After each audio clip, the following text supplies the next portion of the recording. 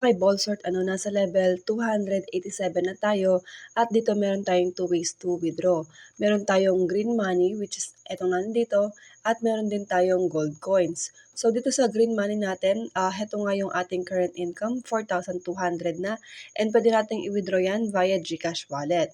Pagkatapos, dito naman sa ating gold coins, meron na tayong 49 million coins which is equivalent to 4,900 naman, and yes, withdrawable din yan sa ating GCash wallet.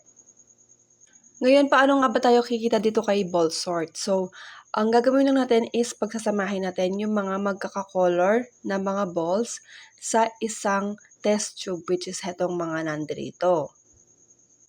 So, ganito lang siya, ayan.